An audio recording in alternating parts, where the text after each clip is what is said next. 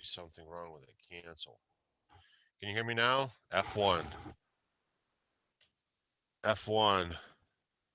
How's that? You have to register the feed. Finally, he got it. It's the F1 trick.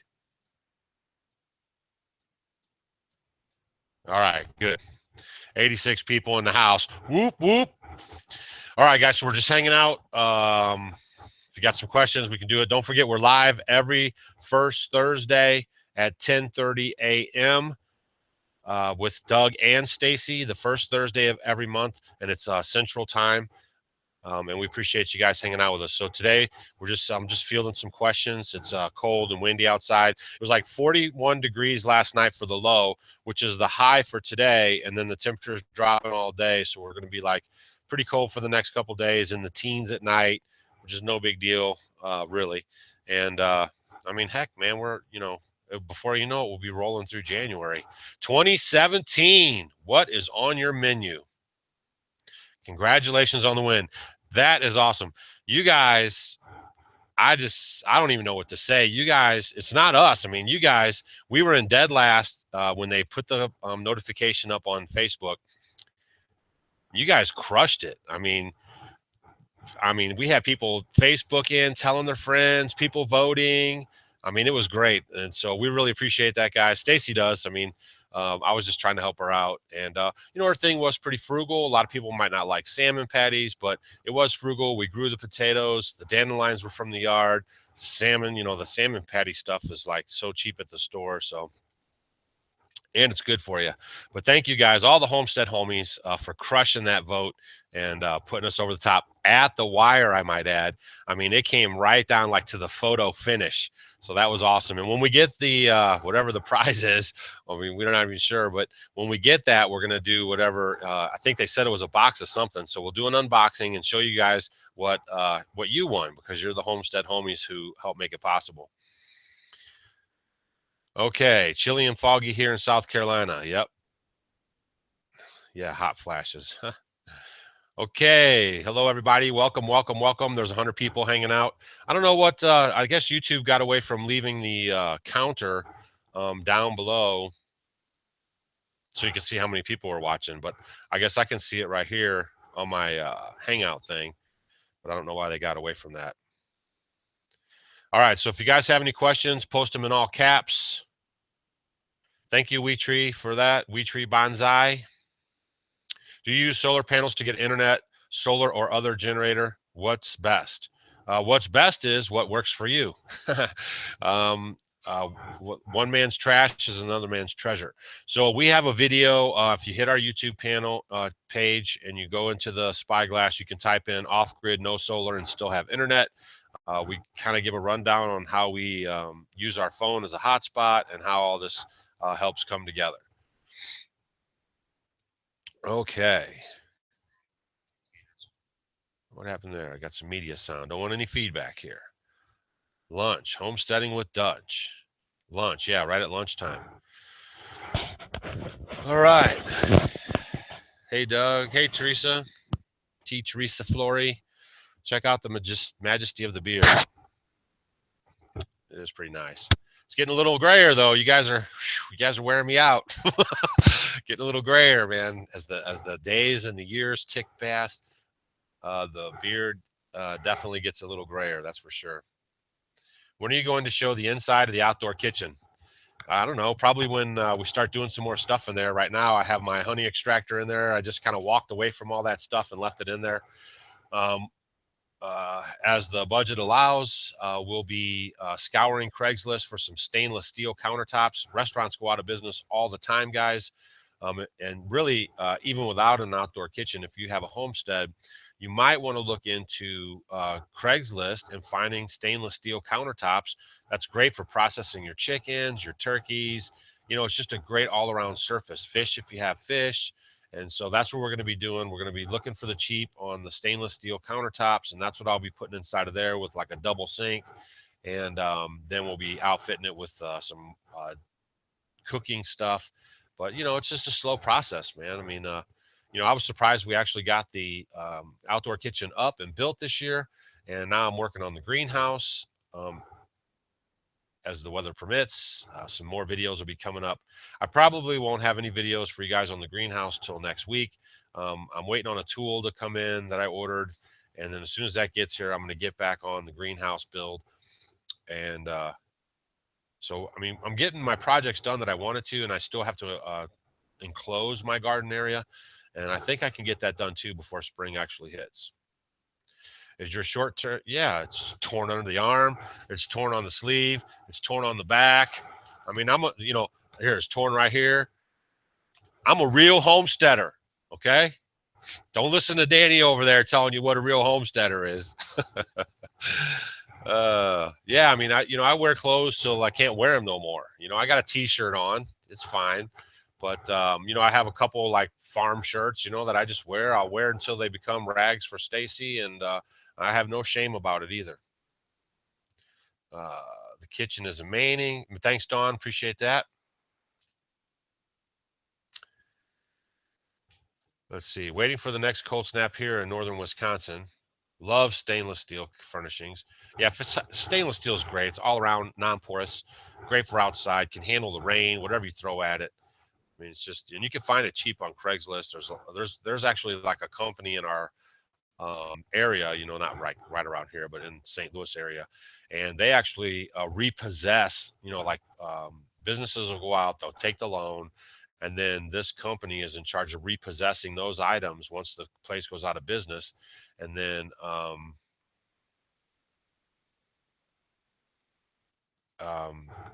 getting some Facebook pop-ups here, but then they'll go repossess those items and then sell them pennies on the dollar just to recuperate what they can. So it's a great setup. The kids say hi. Shalom, Legrands. We are taking a break from homeschooling to watch you. Eli is almost done with the essay, and the rest of us are going to hopefully finish theirs tomorrow. Well, good, because we've been wondering where they're at. I'm going to read one today. I have an essay right here today. This one's from Sal. He's 11 years old, and he lives in Cleveland, Georgia. I love this stuff, man. I'm just telling you guys, these essays from these kids, these little homestead homies, they really mean a lot to me and Stacy. I mean, we like that. I mean, that's like one of the highlights of the homestead and having a YouTube channel is that we introduced this essay thing. And we're getting a lot of feedback from parents that have kids. And then they say like, wow, thanks for that, because it's hard to get them to do a little bit of homework over the like, breaks. So, they have them writing these essays and they really want to write them. So that's awesome. What is the minimum age for the essays? We're trying to keep it like around 15, 16, all the way down. I mean, if you have a little youngster, even if you have maybe like a farm coloring book with some stuff like that, I mean, just have them color a paper. If they're 2, 3, 4, 5, if they watch our show, maybe they can dictate to you and you can write it down. We've had a lot of clever ways people are sending them in. We have a bunch of them over here, and I meant to read one in yesterday's video, but I forgot. And then the video was kind of long because we were talking about Manuka honey. And let me touch on the Manuka honey thing real quick. Manuka honey has 4 times the enzymes as raw honey. Okay. Manuka honey is not affected by light or heat. Regular honey is affected by light or heat and does not have as many enzymes. So the healing properties in Manuka honey exceeds regular honey. Now, if you have a scratch or, general maintenance type stuff, I know someone was speaking about some bumps maybe on their lips, stuff like that. You can use regular, raw, unfiltered honey. Okay. Something that hasn't been pasteurized and all that stuff, just as raw honey as you can find. But we were bringing you that. You saw the picture of the cat. We were bringing you that as an extreme use. You know what I'm saying? So yeah, you're not going to get like Manuka honey and like add it into your tea or, cook with it or, this kind of stuff. You're usually basically saving that for like maybe you have a bronchial attack that's really bad, just stuff like that.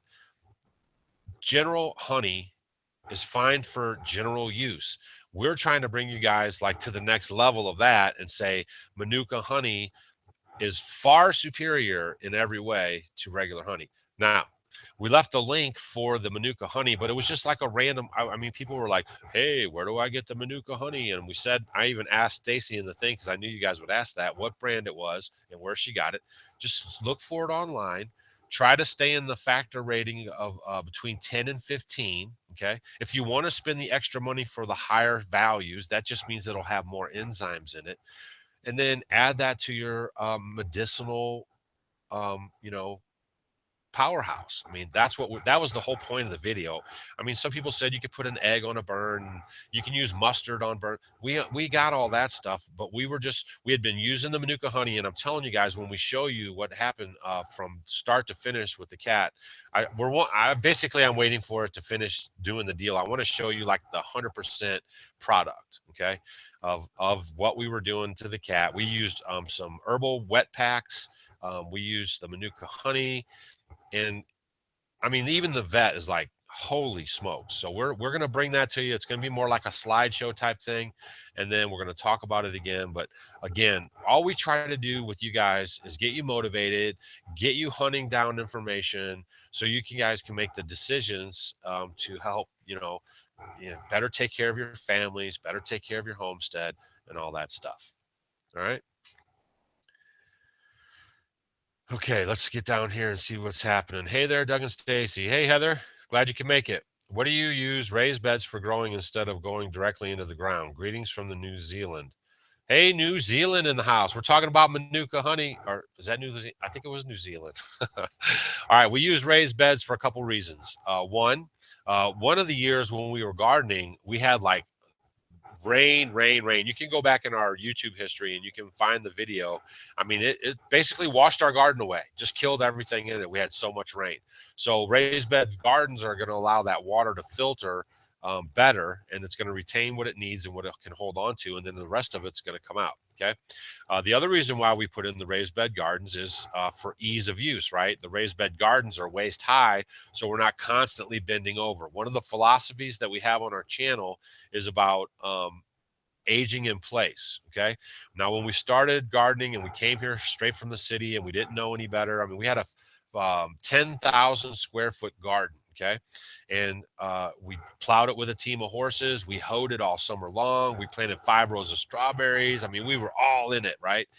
But that's not a sustainable way to garden as you're getting older and there's no kids on your property with you or people to help you. Okay. So we're doing much more with less space because we've learned, okay, that you don't need a ton of room to garden for the food that you need. We're not trying to go to farmers markets and sell stuff or any of that. We're basically growing food for us. We do give away some to the needy and stuff like that, and then we have some friends that we kind of do, but other than that, Stacy and I are growing food for ourselves, and we can accomplish our food growth with the raised beds. But not only do we have the raised bed system, we have back to Eden style gardening that we do behind the raised beds. So our whole food forest that we have set up is raised beds, greenhouse, and back to Eden garden style stuff. Post questions in all caps. Yep. Thanks, WeTree. You stay on top of it. One day I'll figure out how to make you uh,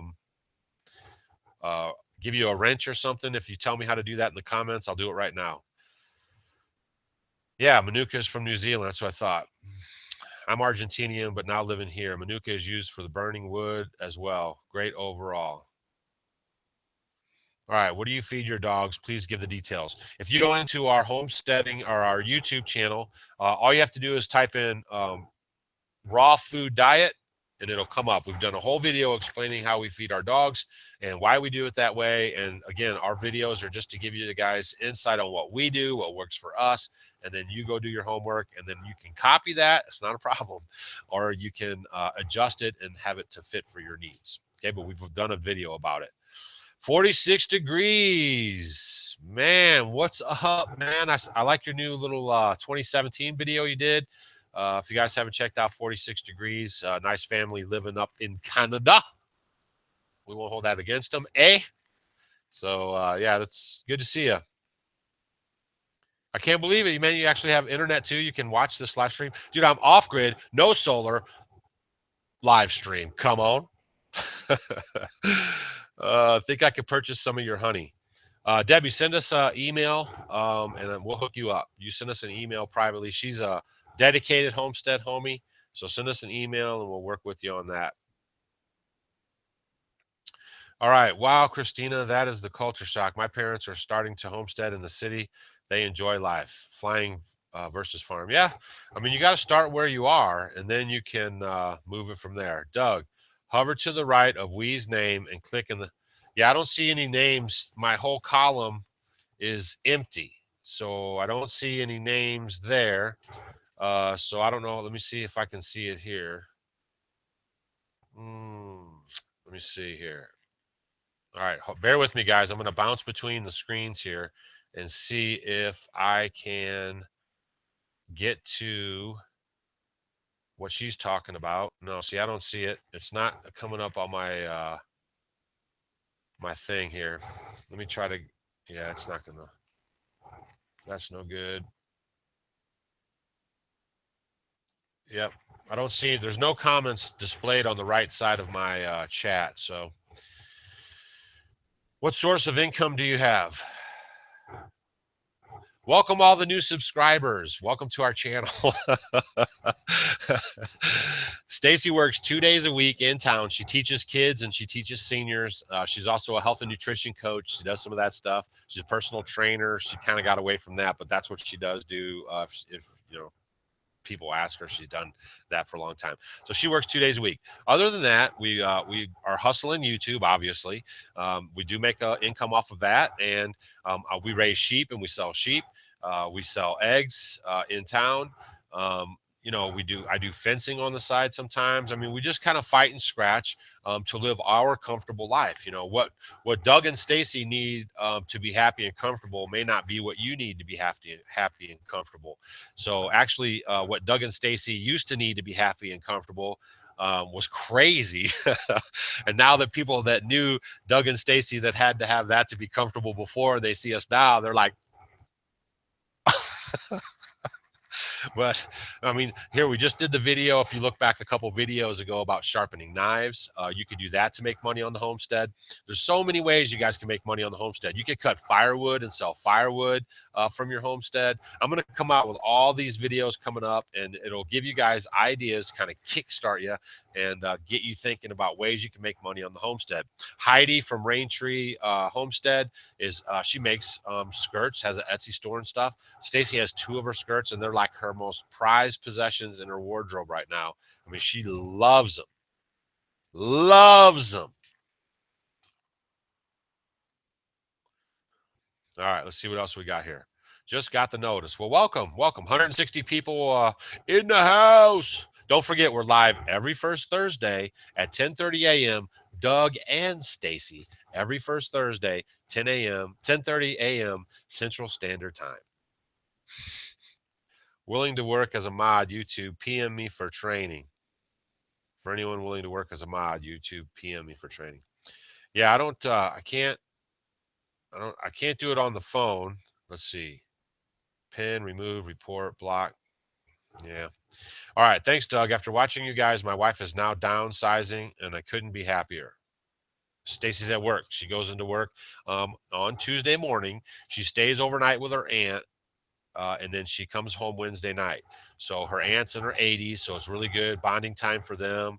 She helps her out around the house, and then that cuts down some of her commute time. So basically, she's driving down, working, and then driving home. And welcome to the channel. Hey, Bonnie. Yes, Stacy does love her beautiful skirts. Hey, Bonnie, how's it going? Bonnie was just here. She's a member of our family, and we had a big get together. And that's Bonnie Dobbs from Oklahoma. So it was fun seeing her. Oh, loves her skirts, Raintree. Loves them. Okay, inspired again. Thank you, homie Papa. All right, let's see. It is so freeing to live with just what we need. It is. I mean, we were caught up in that rat race, collections and goes and 50 pairs of shoes and 3,500 shirts. I mean, man, I got like 5 shirts that I wear, and then I got a few other clothes now.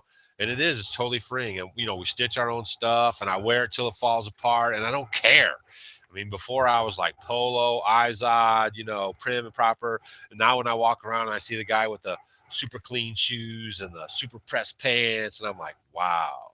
I mean, I don't know if I was ever to that extreme, but it's my mindset. Our mindsets have been, it's a total turnaround from where we were just 10 years ago to where we're at right now. I sell water cooler art, lots of different berry bushes. That's cool. See, I mean, there's so many ways you can make a living and stay on your homestead. But again, it's what's comfortable for you. I mean, our taxes on our property are $400 a year. So all that stuff, I mean, it's nothing to come on. I mean, I could take a trip down into St. Louis and probably panhandle for 2 days and make the money to pay the taxes. So if you can generate most of your food and feed for your animals, I mean, you can do it, man. I'm just telling you guys, we're doing it. We live on a pretty minimal income, and choices to spend money are more thought about and carefully plotted, and it's just a whole different thing. Your channel has helped my wife and I, especially with having four small children. That's good, Rico. We're glad for that.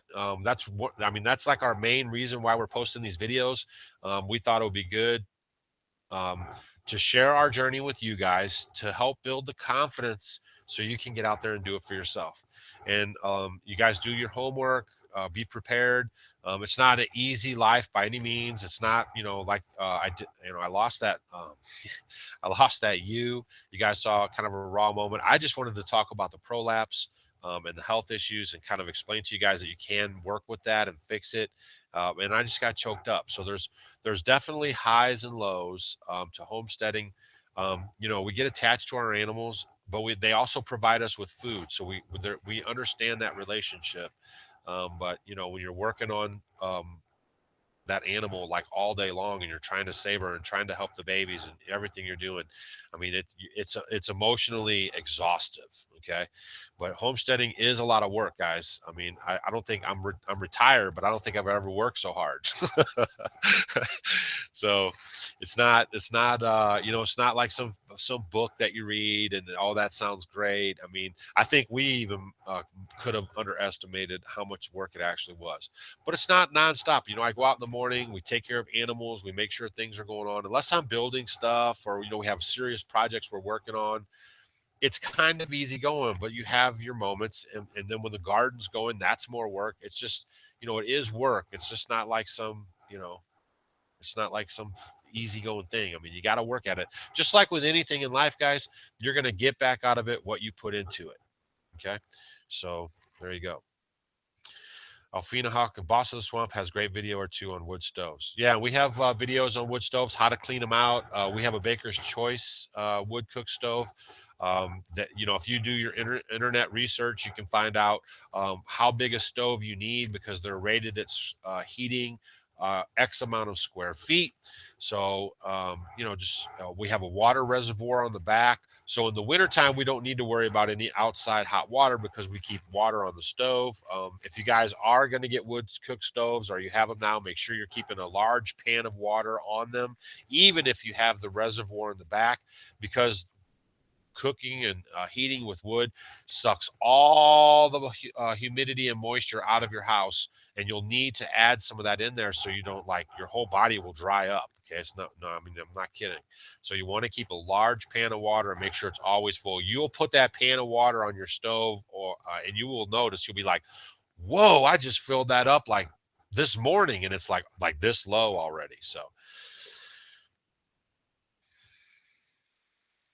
no, you didn't undermine our channel. We watch Boss of the Swamp. We like Frankie. I mean, you guys, we're not. That's not how we are. It's not like these are the homestead homies. There's some channels that have that mentality, and we don't.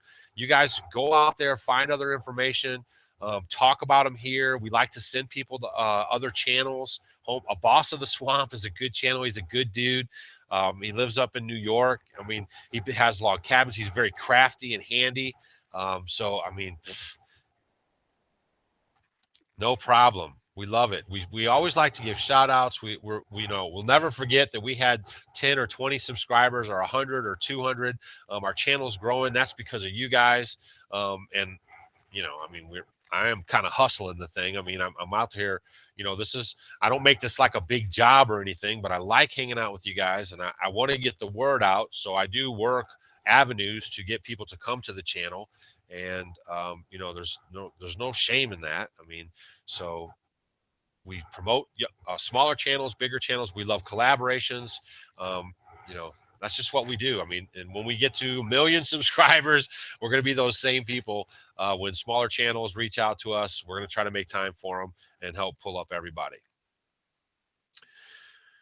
All right. Family situation required a move. Unfortunately, you did make me cry. Yeah, I know. I mean, it was a touching video. We're getting, and you guys are so kind. A lot of people are reaching out, sending us emails.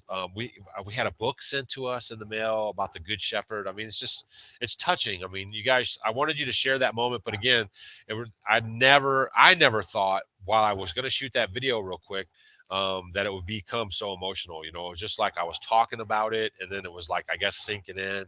But it was it's a bad deal. All right, my family's looking for land in Idaho to start our homestead, so I watch everyone I can.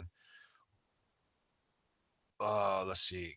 I watch everyone I can to see what and how they are doing their thing. Exactly right. You get a lot of ideas from a lot of us guys that are on YouTube, guys and gals, and that's what you kind of want to set your stuff up from. Because again, we have some great ideas, but maybe they might not work in Idaho. So you find somebody in Idaho, and then you kind of copy what they're doing a little bit, but you add in some of Doug and Stacy, especially like eating good, because you can do that anywhere, or using manuka honey, or fermenting your food, that kind of stuff we're teaching you.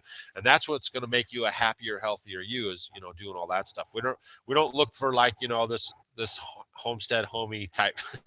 I am a homestead homie, and then block out everything. Suck up as much information as you guys can. If you run across a good channel with good information, share that with the people that you know. Thanks for the great videos. Glad you think outside the box. Very inspirational. Well, thanks, Mark. I've always been an outside the box kind of guy. uh, thanks, Kyle. Appreciate it. What are your favorite suggestions for new things to do in 2017? Oh, there was a lot of good suggestions. Okay, a lot of good suggestions. Now, we had already touched on building the guest house. So, as the funds are available, you guys will see that build. I'm going to try to document it as best I can from ground up, because it can be a tiny house for someone too, that it'll be comfortable to live in. And if it's you need bigger space, you can add on to it, but it'll give you a general idea.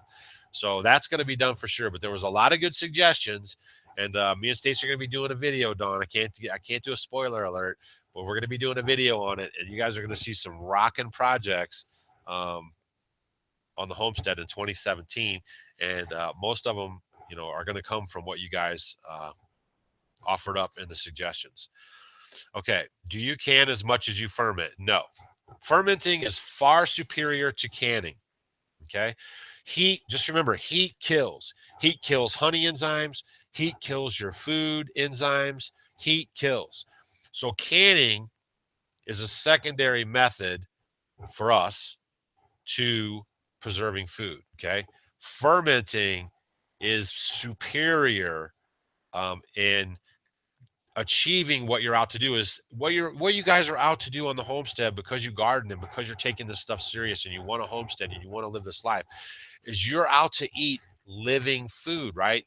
You want the best food in your body through your hard work, because you're understanding that big agri companies and stuff are not producing good food, but that's why you're doing this. So the most alive food that you can eat, as like, besides, like, if you're like in the garden, you're picking peas and you're eating them while you're doing your chores, is fermenting. Okay. The second best is going to be canning. Okay. Now, fermenting, I mean, you can have ferments that last up to 6 months. So if you're fermenting and doing your rotations, they're going to last. If you have root storage for like carrots and that kind of stuff, you can, like, we're fermenting carrots right now, radishes, beets. I mean, you can always ferment that stuff, into winter, and that will get you.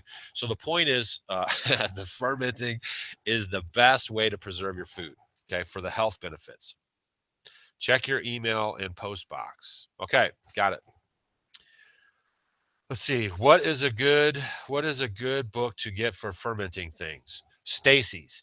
And stay tuned because it'll be out. We're working on it and we're going to have a good little book coming out and it's going to talk about the basics of fermenting and some things to ferment for beginners. And then once you build your confidence up, you're going to rock it right out of there. But of course, Sally Fallon's book, Nourishing Traditions, is a good place to start for general food ideas and to think outside the box for your food consumption.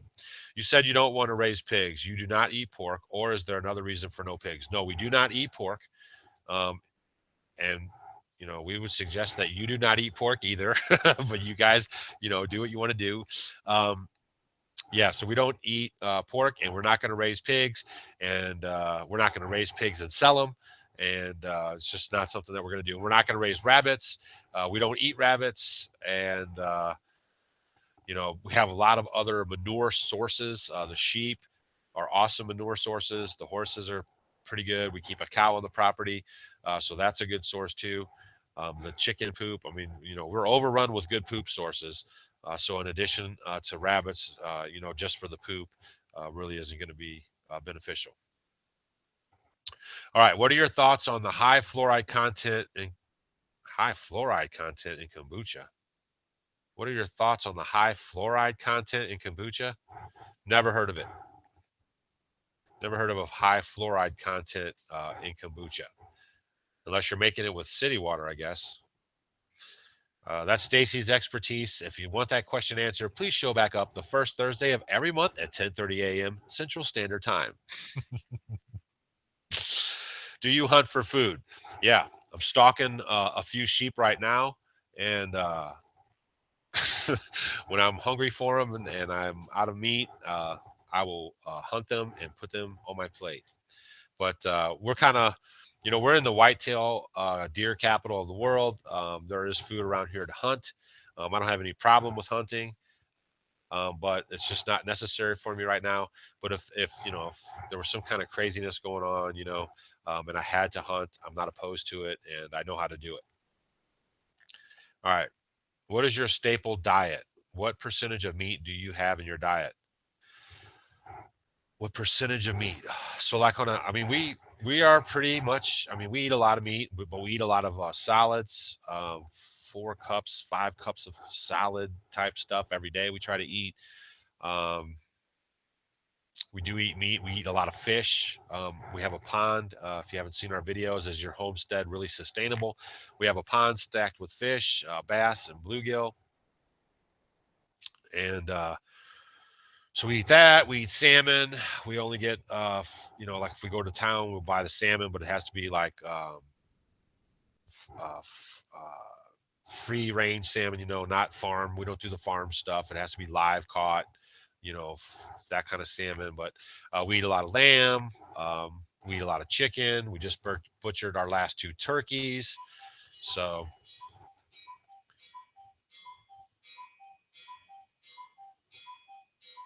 and you guys just got cuckooed. All right, this is a family friendly channel. Yes, please. We don't have any moderators set up, so we will need to, you know, just keep it decent on the comments, guys. It's not that hard. I mean, we don't mind a little bantering and stuff, but I don't know what he's talking about. He's talking about she, but yeah. See fluoride in tea on Dr. Mercola's site. Let me tell you something. Stacy is a Dr. Mercola like right hand man. So if uh I don't know if I'm not going to say anything about it because I don't know. I don't want to say anything wrong. Stacy will look into it. Fluoride in tea and Dr. Mercola's site. I'm almost guessing that he's talking about the general way people make tea because they use the tap water. But again, I'm totally ignorant on that part of it. So when Stacy comes here, make sure you're here in 2 days, the first Thursday of every month at 10:30 a.m. Central Standard Time. How am I doing, Bonnie Joe? Getting those plugs in? All right. Fukushima, nothing out of the ocean for me. Yeah. Yeah, we understand about the Fukushima thing. Um, Sardines are totally fine to eat out of the ocean because they're very small. Okay, so we eat sardines, we eat Kempers or whatever. But when we go for the salmon, Stacy has a particular place she likes them from as well, and that's the only place we eat them. We don't eat salmon like a lot, okay? But when we do, she's like mindful of all that stuff. And yeah, we're totally clued in on the Fukushima thing. Um, that was one of the reasons why Idaho wouldn't be good for us or anywhere on the Western seaboard. We've had a lot of debates and discussions with people about that, but all you have to do is pull up the jet streams, the air streams, and you can see that stuff's just rolling right over those areas. Then they are filtered through the mountains. Yeah, no place is safe. I get all that stuff, but yeah, we're totally aware of Fukushima. What animals do you recommend for a beginner homestead? Um, Probably ducks or chickens, obviously. And then, as you're comfortable with those, you'll move up. We got our sheep the first year we were here because we're just crazy like that. We jumped right in. And sheep are really easy keepers, but you have to have good fencing. Okay. I see some people, it might work for them. I'm not really a believer on it. The electrical fence stuff, I don't want to be out there moving electrical fence all the time. I don't want to be out there rolling my chicken coops around all the time. I understand the concept of what's trying to be accomplished. Um, I have, in my sheep houses and my chicken houses, I have all the poop and compost and permaculture stuff that I need. I mean, it's bountiful, it's plentiful. So um, we've done secure fencing, okay, and have skipped the electronic fencing stuff. And like just in my mindset, I talk with Stacy about this often. I just can't see myself 70, 80 years old, dragging the fencing around and moving my coops and all this kind of stuff. It just doesn't seem sustainable to me. So I leave everything out. Our chickens can go anywhere they want to. And when I want them to go into the garden, I will let them in the garden and they will do the same work that they're doing, in other uh, places, in other videos that they're showing you that stuff. So you just have to do what works for you. Oh my gosh, live. Sorry I'm late. Snowy greetings from Scandinavia. Petra, man, welcome from Scandinavia. You're not late. You just got here and the party just started. Whoop, whoop. I like to have fun talking with you guys and hanging out. I think it's kind of cool. All right. Where are you going to store a whole cow once slaughtered? Okay. You can smoke it. You can can it. You can freeze it. Um, so you must be new to our channel. We actually have a neighbor where we keep a freezer, and that's where we keep any kind of meat that we want to freeze like that. But it's not necessary. You understand what I'm getting at? Like we use it, it's a convenience, but Doug and Stacy could like not have it. It's not a problem. Okay. So if you process a cow, you would just can the meat and do all the things that you do. You can smoke it and store it that way. So there's a lot of ways to store your cows or deer or anything like that. But we do have a freezer at a neighbor's house, full disclosure, that we freeze buckets of water, 5-gallon buckets of water, so we can put in our 100-year-old ice box till I get our ice house stuff set up. And then we'll be cutting ice out of the pond. And we're also going to be experimenting with freezing in our like sheep tubs. We have these tubs, and you can get them like cow people have tubs. They're just plastic containers, and we're going to be freezing water in that during the winter. So as we get older, then maybe we can handle that better than going out and cutting ice off the pond. So we're thinking about all these ways that we're going to be doing this stuff, but that's how we do it right now. What was the negative of the alpacas you had and when you had them? All right, alpacas. So I got the hair sheep because I did not want to have to shear wool. Okay. Stacy is not a sewer. She's not a spinner. She doesn't like that kind of stuff. So we network with people that do that kind of stuff. So that's why we got the hair sheep. Plus, obviously, we live off the grid, no solar power, none of that stuff. So we'd have to have a generator, run the generator, do all that. So we just kind of fell into this alpaca thing. Stacy always wanted them. It was cute. We had this place right by us, was like a big alpaca place. Like they were really into it, nationally known. And the husband had died, so we ended up with all these alpacas, like 15 or 20 or something crazy.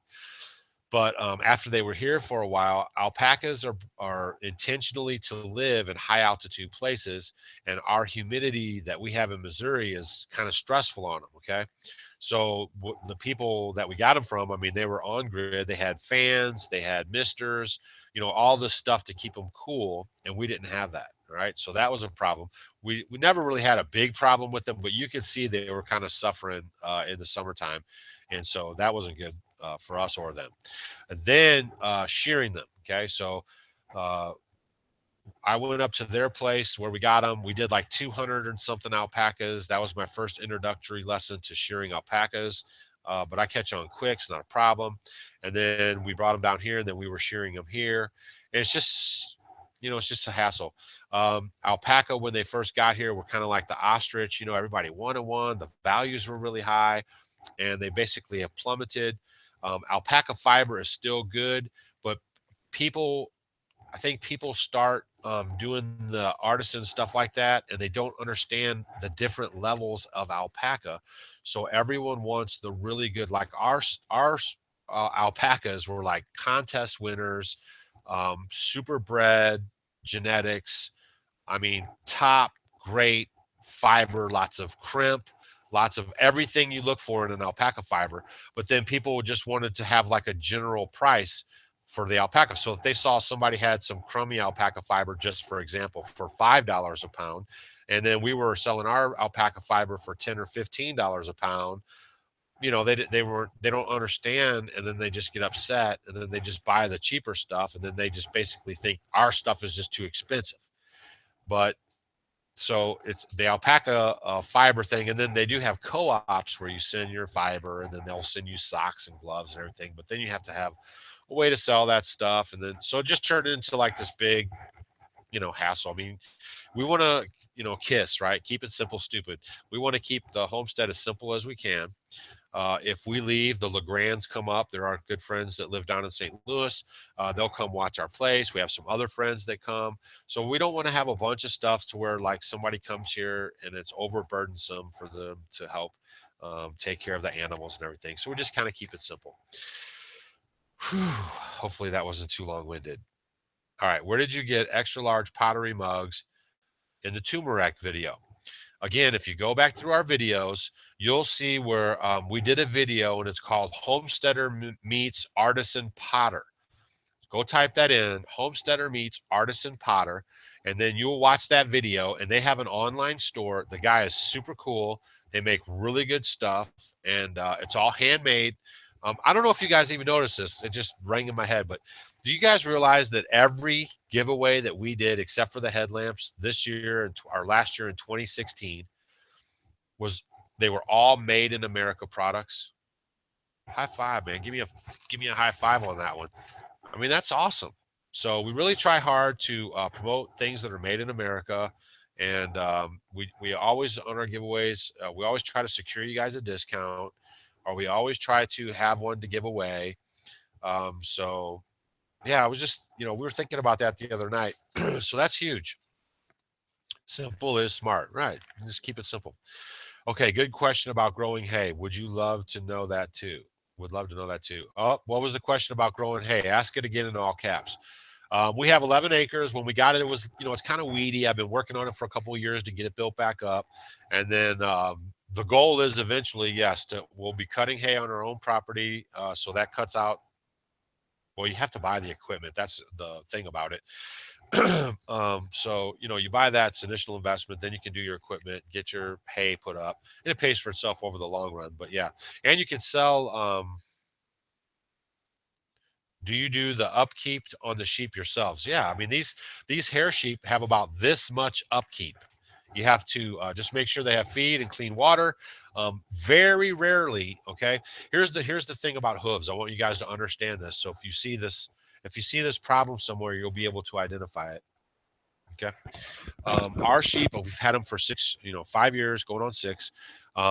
I have maybe trimmed their feet, not even all of them, maybe one animal or two animals, trim their feet one time, maybe.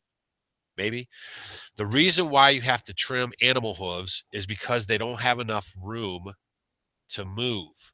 Okay. So if you have enough pasture and enough, there's no cow farmers around me that are out like setting up shop to trim hooves. Okay. There's no sheep people with adequate areas for their animals to move that have to trim their hooves. Now you might have an occasional occurrence, but I'm talking about generally speaking. So if you see a lot of problems with the hooves, that's an indication that they're not able to move as their body is intended. Okay. You know, the Most High did not put the animal on the earth and then say, hey, trim the hoofs. Okay. I mean, it's a natural process for the animal as they walk to wear the hoof off properly. Okay. Whatever animal. So basically, back to the thing is that sheep that we have, the chickens, everything is really low maintenance, but the sheep are really low maintenance. If you had a goat that you were milking for milk, then that's a little more maintenance. But easy keepers, that's what we like. That's the name of the game on Off Grid with Doug and Stacy is easy keepers. How many acres are you on, and how many are you using for hay? We are on 11 acres, and we keep about uh, I mean, really, I don't even think Stacy and I on the house and the garden area and the outdoor kitchen and up around the front. I even use up around the front. So this area that we're at, we do not graze the animals, but all around us on all the other remaining acres, which is probably 10 point something or 10, is all rotational grazing that we do for our animals. Do you milk your sheep? No. And I don't milk the sheep, and we don't have milk goats.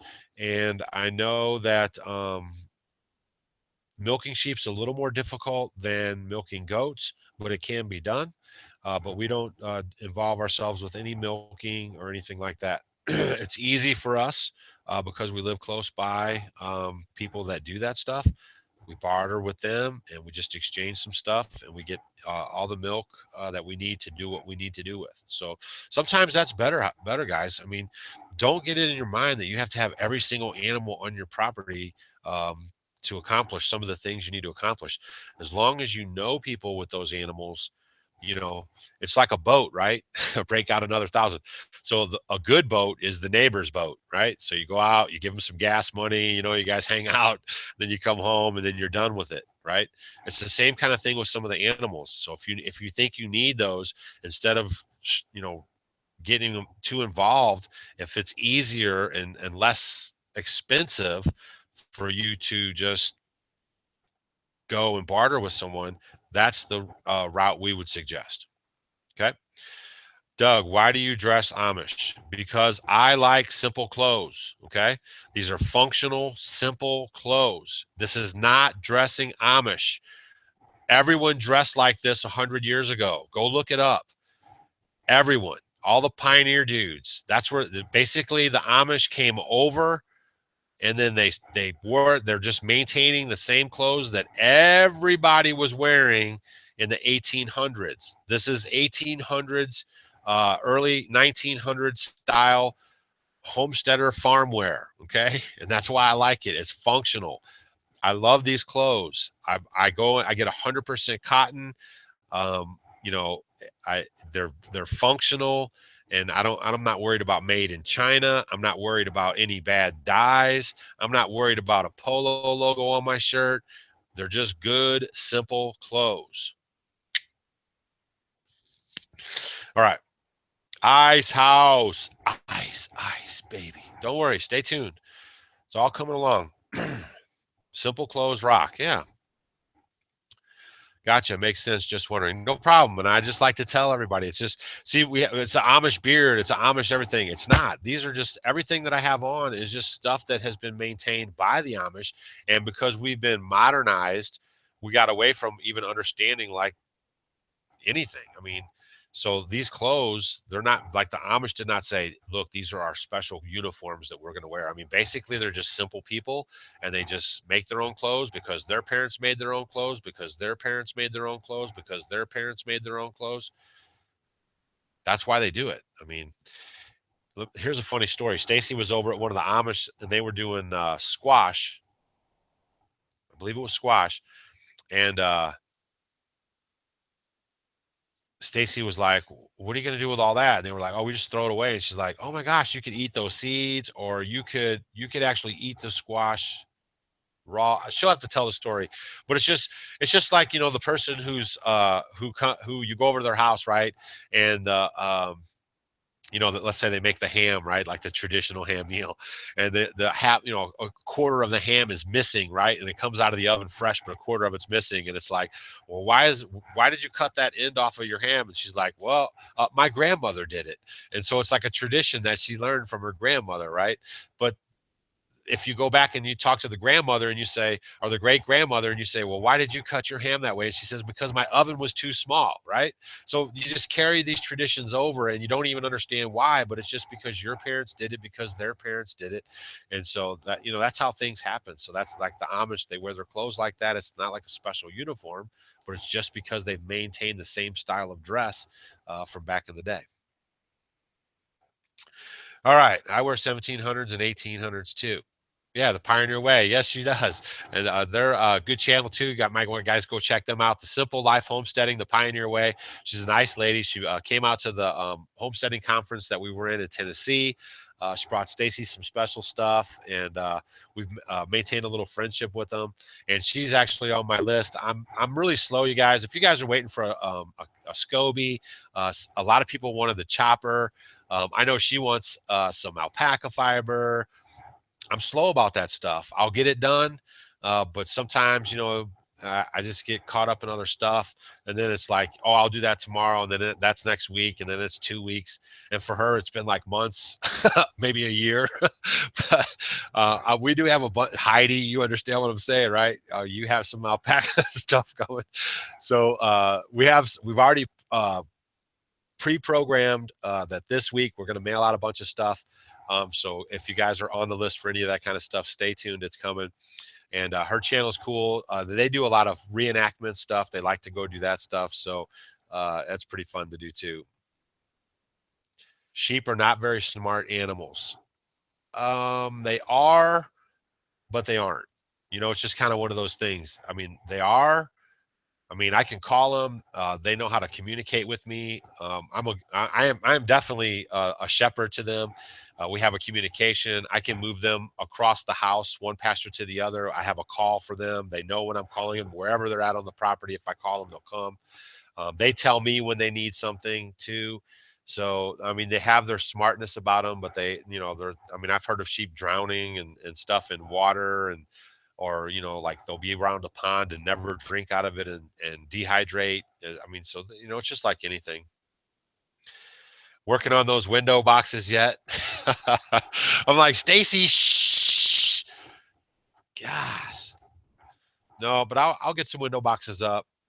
See, it's kind of a quirky thing for us because we have the window on the front porch, but the cats are right there. So all they're going to do is jump up in it and lay in it. I mean, I already see it happening, right?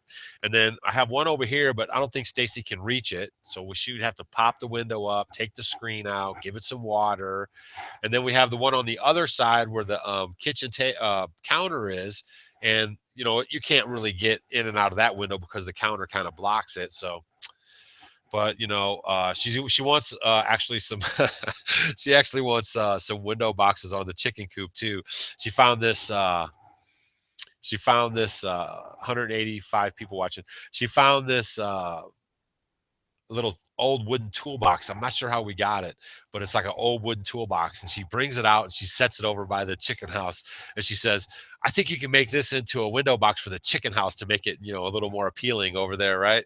I'm like, holy smoke, she's on it with these window boxes. Are you still going to do the ice house, Doug? Yes, stay tuned. I'm going to show you guys how we are going to put together an ice house that will hold ice. Stay tuned. Yes, ice house coming. Guest house coming. If you want to help with the projects, hit the PayPal link on the homepage and I can get them done at your pleasure. It's right up on the banner there. One-time donation. Hit that button, send a donation, and it'll speed up the whole process. Other than that, I can only do what I can when I can do it. All right. Smash that like button. That's right. Can't house sit for you till those window boxes are up. Come on. Oh boy. Talk about your music preferences now compared to 10 years ago. We like all kinds of music. I mean, if you slip on some of that old rock stuff that we used to listen to, we're cool with that. Of course, I mean, we've always been very diversified in our music listening, so I don't think there's really much of a change there. I would say that we probably listen to music less. I do for sure. Stacy probably doesn't because she involves music in with her teachings, that she does. But I think it's relatively the same. We like all genres of music, and we always have pretty much. I will tell you the major change for music that we have is from Stacy's end because she used to hate country music, and now she's like the gravel road John Deere music loving, knows every song girl. So that's a big difference. All right. You have 11-ish acres. How many do you think are needed for decent semi off grid living? Say chicken, sheep, greenhouse, and privacy. That's Kyle. Um, I mean, it just depends. I mean, what are you going to do with the sheep? Are you going to have a male and a female, and then just have her ewe every year so you can eat a couple sheep? I mean, you can do that on like 2 acres, and you can still have your house, and you can still have your garden area and privacy. If you buy that up against a wooded lot, against a national park or something. I mean, so there's a lot of variables there. So I mean, you can do a lot with a little, but you can do a lot with a lot as well. So just all about your budget and everything else. All right, let's see. Window boxes on the ledge around the porch instead of the windows. That's a good idea. Good job, Bonnie. You saw that we have that little basket thing up there right now, so that's good. But yeah, we could do that. The cats do get on there though. Don't think they don't, and they scratch that railing system out there that I built. Also, I have a video of a do-it-yourself banisters or railings for your porch. But that is the largest scratching post area on the whole property. All right, window boxes are just beds for cats, right? And that's what I'm trying to. That's exactly my point. That's exactly my point. And believe me, they will be in them and no problem. Stacy has plants that she puts out there, and they find that all the time. Okay. And then Stacy tries to do a little landscaping along the side of the house, and then the dogs go and they'll like lay like right on that plant. I mean, ask her on Thursday. She's tried it several times, and the dogs go out there and lay on them and then kills everything she tries to grow out there. So all right, let's see. I have 2 acres in the city. We'll find out tonight at a board of aldermen meeting what I can do. Fingers crossed. Yeah, that's the bummer thing about living in town is that everyone gets to lord over you and what you want to do on your property, which, man, the founding fathers, they will not like the progression of what has been happening in our country. That's for darn sure. That a person can't own their own property and have a couple of chickens. I mean, it's just talk about trying to keep you locked onto the system. JDK. It's really nice watching a program this long with no commercials, Doug. Thanks. Yeah, if you watch our videos, I usually don't put any commercials in the program. They will start off at the beginning of the program. But again, commercials help maintain the homestead, guys. I know. I mean, if you use ad blocker or something, we're hoping that you turn it off to watch our videos. We don't try to inundate our videos every 10 minutes with commercials, um, but we do have them. They are monetized, and we do make money, and the money helps the homestead. The money is paid for the outdoor kitchen. The money is paying for the raised beds. The money paid for the greenhouse project. So we appreciate that, but the money pays for this internet live stream. The money pays for this cell phone, So, but yeah, we try to not, inundate you with them, but they are there. All right, let's see. What are y'all going to be talking about at the conference in Virginia in October? All right, I'll give you guys the first heads up. We haven't really talked about it yet, but I'm going to give you guys the first heads up. We got two things for sure right now. Go for Green Living. I don't know if they're on here right now, but they have contacted us and they maybe want us to come down to Alabama. So in May, we're going to be in southern Missouri at Baker Creek. You guys are probably all familiar with Baker Creek. And all right, no problem, JDK. I got what you're saying. He didn't mean us as monetizing our videos. He's just saying it's cool to watch something like this without any commercial interruptions. All right, I got you. I'm a little bit defensive there because everyone's always busting your chops for some reason. All right, we're good. No problem. Okay, so in May, we're going to be doing the Baker Creek. We're going to be at Baker Creek, guys.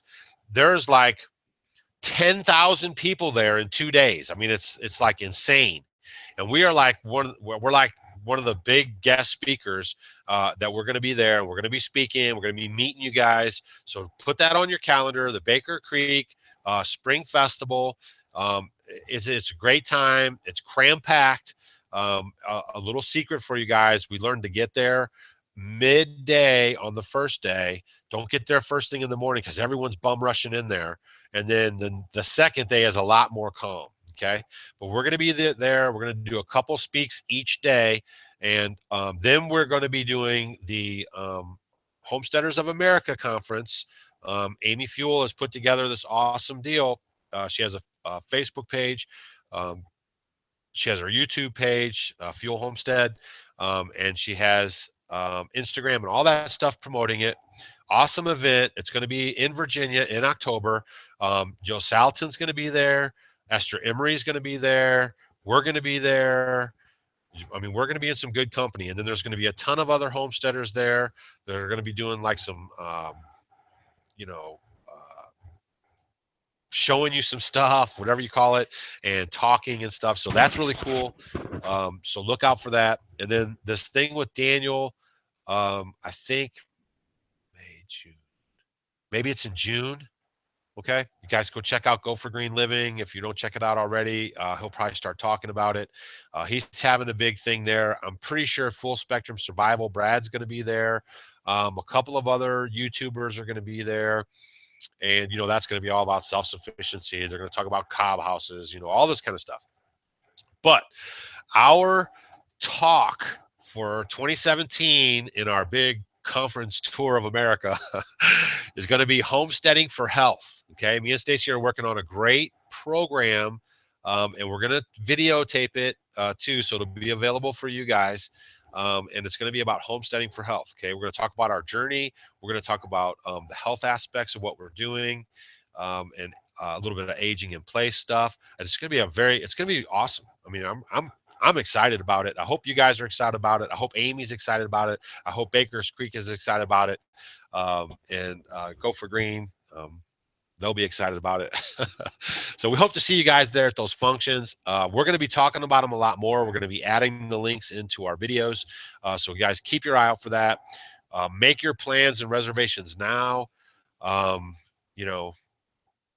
We hope to see you there. We love the meet and greets. We had a great time in Tennessee. When we were in Tennessee, when me and Stacy did our talk, people were sitting on the floor. I mean, that's how many people were in the room to hang out with us. So the Homestead homies were in full force. We had a great time. We had a great talk. It was kind of an open forum. And this time we're going to do more of a structured deal. And then we're going to do a lot of questions and answers maybe towards the end. Okay. So that'll be cool. And then we'll be walking around. You guys will be able to hang out, high five, get some face-to-face real eye time, ask questions, all that kind of stuff. So we're really excited about that. And then I'm not for sure. Okay. But we might even do something here towards the end of the year where all the Homestead homies, if you have a tent, an RV, or want to stay in a hotel, you guys can come here. And there's a RV park not too far away with all the hookups and everything. We'll try to coordinate that. Or, there's hotels kind of not too far away. It'd take you 15, 20 minutes maybe to drive in, but there's a pretty big hotel that could house everybody. And then you guys could just come here and we can hang out for like 2 days. Okay. We've been thinking about that too.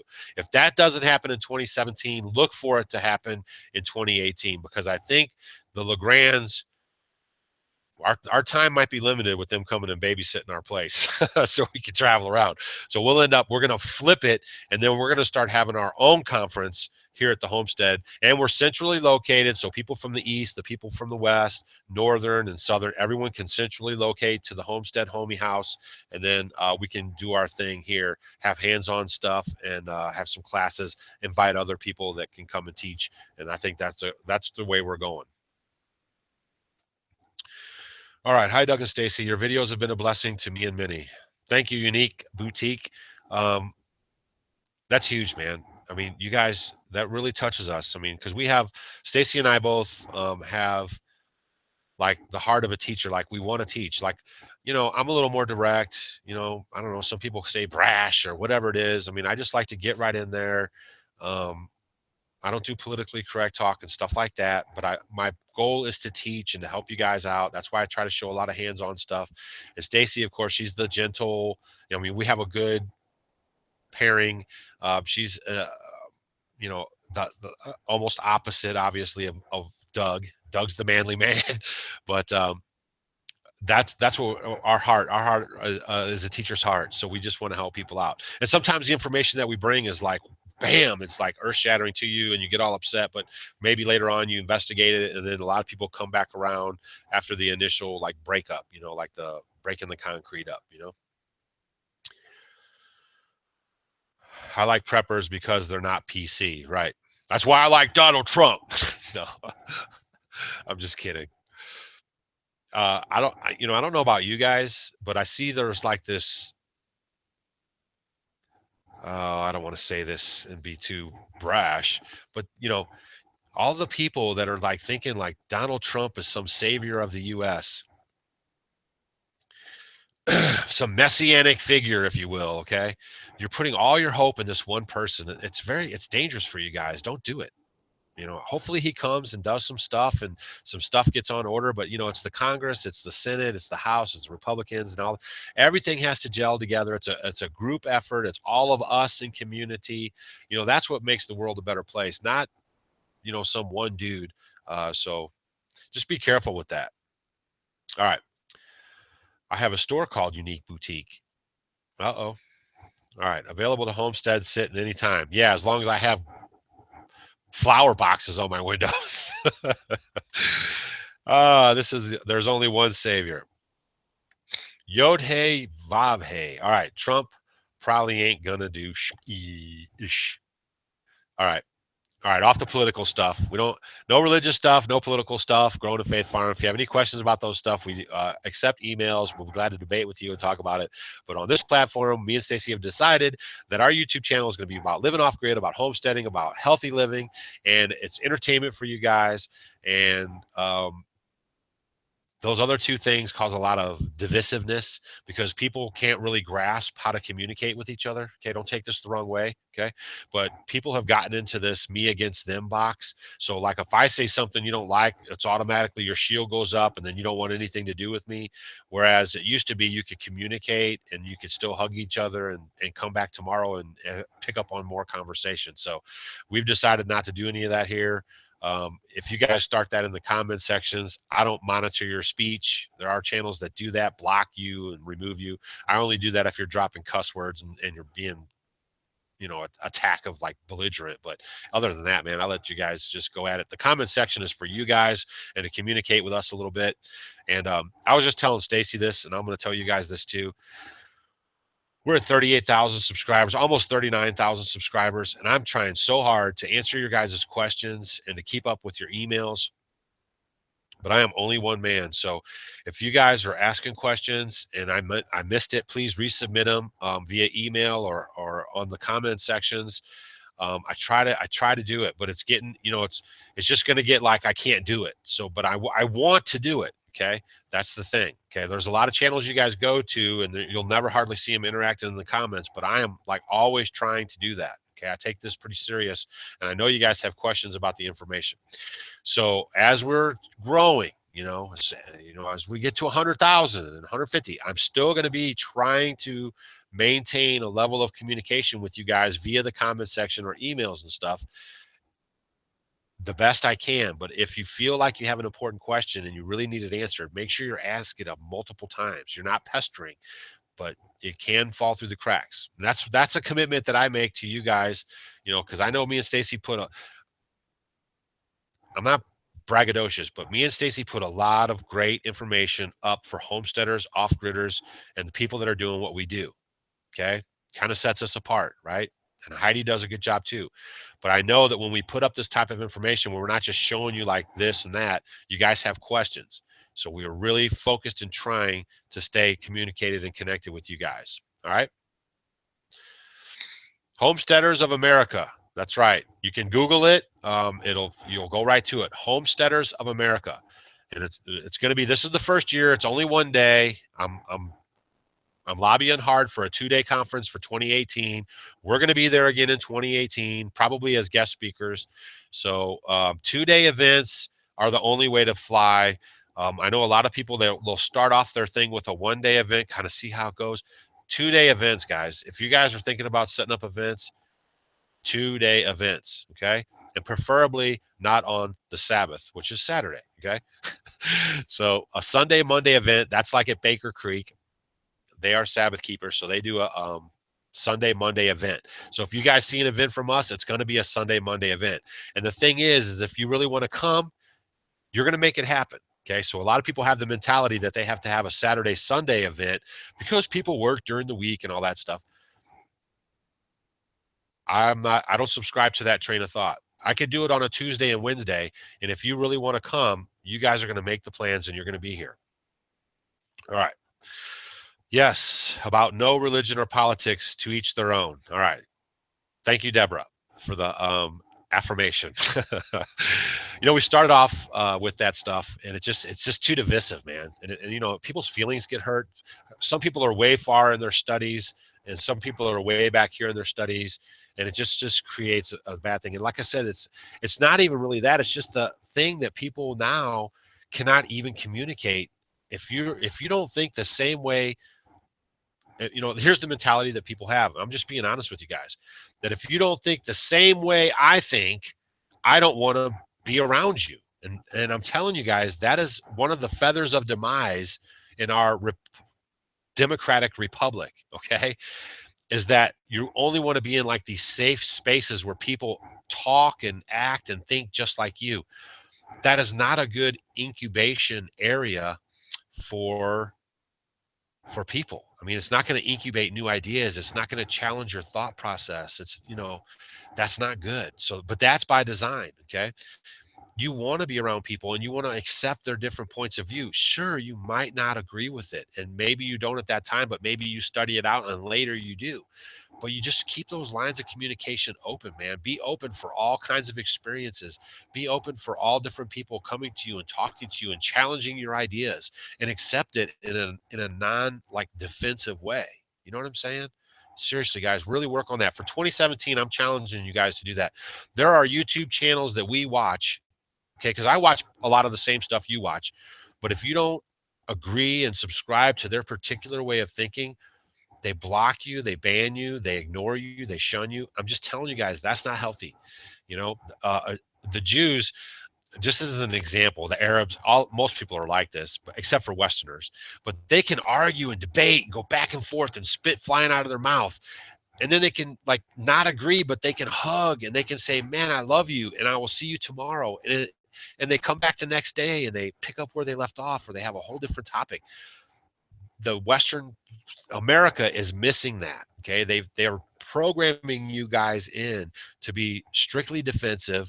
If this two-party system, never what the founders intended, this two-party system, this us against them mentality, this side and that side, black, white, American, African American, Mexican American. I mean, all that stuff, you guys, is total like warfare. It's like psychological warfare on you guys. We're all Americans. That's all. We're all the human race. I mean, but so I'm challenging you guys for 2017 to just be a little more open to receive information, then process that information. And then if you agree or not agree is fine, Don't be defensive and storm away and not continue a relationship with that person that you might be in disagreement with. Okay. That's it. Hopefully that's some profound stuff right there. All right. Love you guys. So glad you said Sabbath was on Saturday, my people. Husband and I are looking forward to our new homestead, and I want to live this way, and we will you'll see it through. Good. I know there's a lot of people that contact us, and they're starting homesteads, man. This is not like some fluky thing. This is a movement. People are wanting to have more control over their food. They're wanting to have more control over their water. They're wanting to have just like more control over their life, and they're kind of waking up out of the ether of the program. Okay, so in time, shit hit the fan, or shit, whatever. All right, doesn't even matter. This is just a better way to live, period. It's just better for you to have more input on your life. That's the way we are made. That's the way we are. We are hunters and gatherers. And that's what we're made to do. We're not made to like sit around and like go to the store and like purchase stuff there and then come home and have no connection to anything. That's all by design. So, oh man, I'm going deep. All right, let's come back up. Come back up. Do you have videos on making your fish pond? No, that's one of the things that were on the property. That's one of the reasons why we bought the property. We have a 10th of an acre pond, and it was already here when we did it. When we bought the property, I don't have any videos about that. We stocked it ourselves, and it's working great. Okay. The Pioneer Way. I also worship on Saturday, and we can't be salt the light if we're not around kind of the people, just saying. That's right. Thanks, Doc. Love it, Doug. All right, girl. Heidi says she loves it. Whoop, whoop. All right. I love to have conversations with people to see what they think, and it makes life more interesting. That's right. Hello from Kentucky, Rachel and Sam. Welcome to the show. We've been on a little over an hour. I could go like, it's raining and cold and windy outside. And the nice thing about our little setup here, and I'll just explain this to you too. So when you think about setting up your homestead, I look out my windows, I see my ducks right there. They're all in a line, moving right along with Sunny, our ugly duckling. We're going to do a whole video on that. I can see my chickens right there. I can see my sheep right there. So it's raining, cold, and windy. I'm cool. I mean, I could do this for like another hour, but one of the things we get when we do these is that a lot of people don't have enough data. If they're using HughesNet or other kind of data sources, and so they can't invest all the time to watch the whole video. So, that's really the only complaint we got. But I don't have a problem hanging out with you guys, answering questions. And then again, we're going to do this on Thursday, the first Thursday of every new month at 10:30 a.m. Central Standard Time. It'll be Doug and Stacy. My little sidekick will be sitting right here. And so usually I'll try to pop in and do another one or two a month, especially on days like this, just because I know you guys have questions and we have answers. All right. Shanda Glam's Home Economics. Yay. Let's go. She caught the live show. She's she's got an Instagram page. I think she has a little YouTube something. I'm not for sure. She's just starting out. She asked us to, maybe give her some tips and pointers and whatnots. We did an Instagram thing this morning. If you follow us on Instagram, I know some people went over and started following her on Instagram. Maybe give her a try. She does canning and cooking. She's a chef in New York, and she's a good peep. She's a homestead homie. And again, that goes back to what I was saying earlier, is we like to lift them up, bring them on up. And then if you like what they're doing, you'll stick around, right? All right. Disagreement, debate, and discourse are part of the healthy relationship. That's right. That's right. Independent Homestead Network. Hence the name Independent. All right. So what else? What we got? Reminder set. Yep, there you go. Now you guys, all set get your little smartphones out and then put it on your calendar at 10 o'clock. So, wherever you're at, you got 30 minutes to get home. That's 2 days from today. Today's Tuesday, Wednesday, Thursday, the 5th at 10:30 a.m. Central Standard Time. We'll be live right here with Doug and Stacy. All right. Do you take the old ways back into your town and back to the elderly in your community? Do you take the old ways back into your town and back to the elderly in your community? Do you take the old ways back? I'm trying to get this into your town and back to your community. Hmm. We live around a pretty good Amish area here. You know, they're about 10 miles, 7 to 10 miles away. So they do a pretty good job. I'm not really getting what you're putting down there. Um, if you want to rephrase it and see if it can help me out. How is California for homesteading that you know of? Regions. Really wishing Southern California was more accepting. I would not live in California if you gave me free land. It's a great place to visit, but it has been overrun with, I mean, we used to live there. My son was born in California. I had a place in San Francisco, in the Bay Area. We lived in Southern California. I used to really like California, but now it's a great place to visit. Okay. And I know Beth, she watches a lot of the homesteading places. She loves where she lives in California, and there still might be a few more things. But even if you live in like a little community where everything's cool, you still have that state regulation dropping bombs on you every time you turn around, as far as your firearms and your safety and so I can't, I will not put the Doug and Stacy stamp of, approval on living and homesteading in California, but you guys have to do your homework and do it what's good for you. The biggest hurdle for my family faces in transitioning to our homestead is moving from our current home rental to land with no home currently on it. Okay, so depending on how big your family is, I can just throw a couple of suggestions out there for you, Scott Reed. You can find some land and buy it and stay in your rental, okay, that your rental place you're doing now, and then build a temporary structure. Or you could get a shed home delivered and you can start finishing off the inside. I don't know how big your family is. You didn't really say it in the message. So there are workarounds. There are canvas tents. I don't know how cold or warm it gets in your area, but you can get a canvas tent and you can sleep in that and do your thing in that while you build your. There, usually I find that when people want to do something and they're really wanting to do it, they'll find all the workarounds to get them there. You know what I mean? So just keep going, even if you got to stay in your spot and then just get the land and then start slowly building. Maybe give yourself like a year and then know you're renting for one more year, and then you're scraping and getting all your stuff together and slowly putting up walls. And then as soon as you get walls and a roof on, depending on how cold it is, I don't know where you are, then you can move in and then just pick away at the other stuff. At least you got the main structure overhead. All right, let's leave here. Any Canadian off-grid channels you know of? No, I really don't know any off-grid channels in, well, there's 49, 46, 46 degrees north is an off-grid channel, and they're in Canada. Okay, they have solar power. They live in Canada. 46 degrees north. They have a YouTube channel. Nice family. They have a little girl named Bo, and they do a good job there. Do your children homestead as well? No, they do not.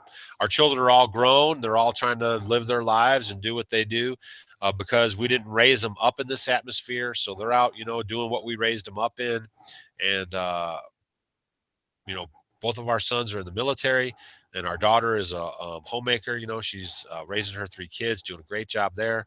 And so everyone does their thing. I don't push it on them. I try to teach them, and they watch our videos, and we teach them. And then we have these videos here for them to reference, and they talk to us, and they do what they're going to do. And if they ever want to do something, they can do it. Louisiana, I'd like to make kombucha. How do I get a SCOBY? Thanks for everything. I love your channel. Recently started a YouTube channel. Come check it out. Thanks so much. Homemade Home just started a YouTube channel. Maybe go check it out. They're in Louisiana. If you want to get a SCOBY for kombucha, all you have to do is email us at growinginfaithfarm@gmail.com, all one word, no caps, and put in the header box that you want to get a SCOBY. Basically, we just take donations for it. We use the PayPal link on our homepage. Basically, that's to help cover the shipping and everything. It's like $7. We have about $8 wrapped up in it. We like to try to make some money off of it, but $8 is about general, because we have to buy a little plastic container to put it in to ship it, and then ship it is six something 95, $7. So we have $8 in it, and then gas to get to the post office, blah blah blah. So there you go. Just subscribed, Homestead homie. All right. Would love to see a day in the life video from Stacy, or maybe a wardrobe on the Homestead video. Just watch our videos. That is our wardrobe. In the day in the life, man, I'm posting videos. Folks, we are posting videos every single day on the Homestead. This is our life. Every day we're doing this. I mean, I don't know how more every day I can make it. We've shown how we feed the animals. We're showing how we're doing the raised beds. We're building stuff. We're knife sharpening. I mean, this is what we are posting off grid, no solar, every day on YouTube. Come on now. So I don't know if I can expound on any more of our daily lives. I mean, we basically are showing you guys everything. It's like you're standing here. That's why I laugh. I make jokes in those videos. I'm like, hey, I got to get out of here because you're just standing over there anyways, right? It's like you guys are like with us like a lot, you know? I mean, it's already been an hour and a half we've been hanging out here. So this is what we do. So it's a rainy day outside. So this is what I'd be doing. Like I'd be like, working a little bit of internet stuff, and then working on our book Stacy's coming out with, and then we're actually coming out with cooking, fermenting, that kind of a book. But we're also coming out with a book like our journey, like from riches to rags. That was pretty good. So a homesteading book, you know, and all that stuff. So. Uh, a continuous live feed, right? It's like those shows on reality TV where they just have cameras up everywhere. That would be crazy. Oh man, I'm thinking they mean doing a video with clips of Mike's thing. What clips of Mike's thing through the day? Clips of Mike's things through the day. I don't know. I have a video in my closet. Heidi makes the style clothes. So do I. Yeah. I think maybe you could expand on the economic side of your homesteading life. The economic side. Would you ever offer a hands-on training class for a day? Yeah. I mean, if you guys want to come for a day and hang out, I mean, that's always cool. I could always use the extra hands anyways, right? So just get a hold of us. We've had several people visit the homestead. Um, we don't really, I guess I really haven't done a lot of videos or take pictures like Danny and Wanda. And we haven't had any like YouTubers, except for Pratt Family Homestead. His wife came by one time. I'm going to make sure I'm not leaving nobody out. I know Dirt Patch Heaven is coming this way when she leaves Florida. But we haven't had a lot of like YouTubers come where everybody's got cameras out and that kind of thing, which would be really cool. We would, you know, we would dig that. But we do have visitors, and if you want to come for a day, get a hold of us. We'll try to work it out. We have a what's their names? Duet Justice.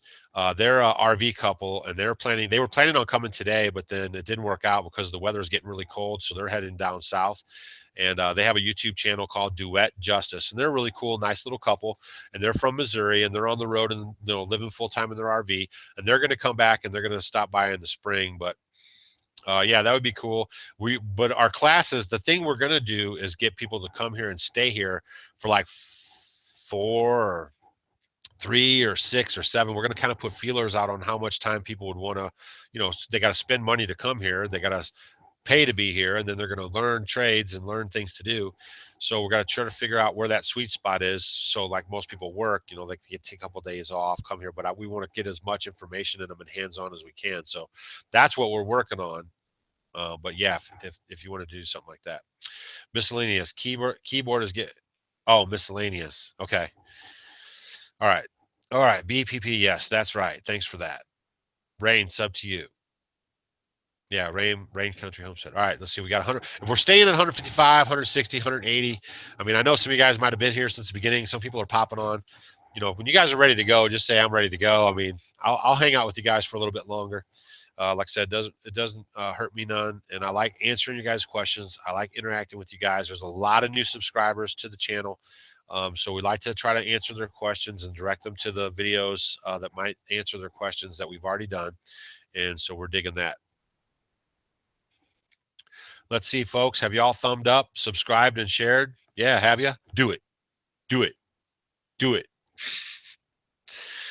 Uh, Let's see, Arms Family Homestead. Wow, we're neighbors, only 30 minutes away. It's a small world. Yeah, Arms Family Homestead didn't stop by. They went on a big road trip out east and totally just, snuck on the lower part of the state and didn't come by and see us. But we're hoping to get some cool folks stopping by that have channels, where we can all hang out. Favorite tool and knife for the homestead. My favorite tool, man, I don't know. I don't know if I have a favorite one, but that knife sharpener that we did is the bomb, and my favorite tool is a sharp knife. So you guys, I hope you guys keep your eye out because that was just one video. We're gonna do several more videos by the 15th, and you're gonna see that knife sharpener in the videos. And make sure you're saying you guys are sharp because somebody's gonna win that knife sharpener. And if you can afford it, we don't make a dime off of it, guys. I'll just say that. Someone else was asking that earlier. We don't have an affiliate link. We're not Amazon affiliates or any of that stuff. Um, and we don't make money off of the stuff. We review it. If it's good, we bring it to you guys. We always try to secure a discount. In this case, we can't. And we always try to secure a giveaway. If you notice, there's other people that are reviewing the same things that we reviewed, but we've actually given one away. Okay. So we always try to do that for you guys. So we're giving one of these knife sharpeners away. So make sure you're staying tuned to the videos and telling your friends because someone's going to win one. And they're really good. I mean, it's a really good system. Okay. And they're affordable. I mean, you can get an entry level one. I think it's 165 bucks, and you can get a more expensive one, the Pro, and you can actually make money on your homestead. You can make money with the less expensive one, but if you get the Pro, you can really, I mean, you can make money on your homestead, sharpening knives and scissors and stuff like that. I used to camp in Rosebud at Tea Lakes. Yeah, I know Rosebud. Rosebud's kind of far south. We're north. We're northern Missouri. Okay. Yep. All right, let's see. In Missouri, got a good state. Missouri is a great state for homesteading. And in the rural areas, especially like where we live, that's one of the first questions I asked before we even bought the property. No regulations, no building codes, no drama. You know, that's what I'm talking about. That's where you want to live. Actually, Missouri, too, just passed. You can conceal carry without a permit. You can open carry without a permit. I mean, we're getting back. We're Republican, getting more. Well, I don't really care if it's Republican. I just want people to leave me alone, be able to do what I want to do. If I put my house up for sale, here's one of the arguments that people have that think codes and regulations are good, right? They say, well, if you don't have codes and regulations, someone can buy your house and then, it could fall apart or it could do this or, like our house doesn't have electricity. Well, who's going to buy that house? It's going to be like for a specific kind of people. Okay. If you have a property and you have a house on it and the people come and look at it and they like it and they look around and they see what it is. And if they want it, they're going to buy it. I mean, it's just pretty much that simple. I mean, all those arguments about that stuff, man, septic tanks and all this nonsense. If I put this property up for sale, people will come and look at this property and they will like this log cabin. And if they want this stuff, they will buy it. And if they want electricity, they'll slap a pole in the front and they'll run it just like we would have had to do if we wanted electricity when we first bought here. You know what I mean? Don't buy into any of that stuff. But I don't know where Doug is located and what would be approximate mileage from Rosebud to Doug. From Rosebud to Doug is probably about a 3.5 hour ride. Okay. So it's like a day trip, you know? You can come up if you guys leave early in the morning. You get up, you hang out here all day, and then you bail out of here around 4 or 5 o'clock. You get home 8, 9 o'clock. You'll be home. You'll be well fed. You'll just be tired, but you'll be well fed, and it'll be a good experience. Oh, good, good live talk. Got to go. Love you bunches. All right, Bonnie. We'll see you later. Don't forget to Facebook us. All right. Anyone close to Farmington, Missouri? Farmington's not that far from us either. I mean, it takes a minute to get here, but it's in the realm of possibility. Good show. Watch you and Stacy all the time. Well, thanks for that. Shh. 0111. All right, Doug. Is there any video that points me to y'all got started and what turned you to homestead? Okay. I don't think, I mean, we've talked about it in videos, but I don't know if I could directly reference you to a video, but I'll tell you right here. We got sick of taxes. Okay, we got our taxes on our house in town was almost $4,000 a year and going up. Okay, can you imagine I'm writing a $400 check a month just to live in a neighborhood? They don't have enough amenities in that area to satisfy a $400 a month and going up gouge into my life economy. So that was one problem. The other problem was regulations, rules, everything, right? The hustle and bustle, the congested streets, everything, all that stuff, right? Another part of it was our spiritual aspects. We studied scriptures and we wanted to live a more wholesome and rewarding life in that regard. Then we started learning more and more and more about our food. So that was a huge driving force as well. We wanted to get out here in a place where there was less busyness and we could grow our own food, focusing on our health because we actually like life. We like to live. We like to be healthy. And so those are the main driving forces that got us out here. And then when we got here, we didn't know how it was going to be. If we have solar power, if we'd run the lines here, and then after investigating and thinking about it, and then seeing some examples, we just decided to go like we are, kind of pioneer style, um, and it's worked out good for us. So that's pretty much the story right there, and it's right here in this video. Wow, that's some crazy taxes. We only pay about $400 to $500 a year on the house on 110 acres, right? And it might be zoned. It might be zoned where you're at agriculture or forestry or stuff like that. But that was when we were in the city. We had almost 3,000 square foot house. We were just like living like the Joneses and all that stuff, and it was just ridiculous. And we got sick of it.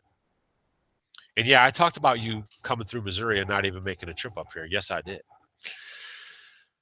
All right, farm alarm. I'm 28 miles from Kirksville. Yeah, we've been waiting on Bob to come visit. He keeps saying he's going to. Oh, Bob in Missouri. All right. What do you use the gray water for? Do you make it a point to use organic soap, shampoos, etc.? Yes. 5 Acres of Freedom has a YouTube channel, guys. You might want to go check him out. He's just starting his homestead, and he's trying to put some videos up on YouTube. But yeah, our gray water basically is just our tub and our sink here. We use only biodegradable soap. We use Dr. Bronner. Stacy's done videos about it. It's like save tons of money on soap or something, and she tells you about how she uses her a little concoction there of Dr. Bronner's and whatnot.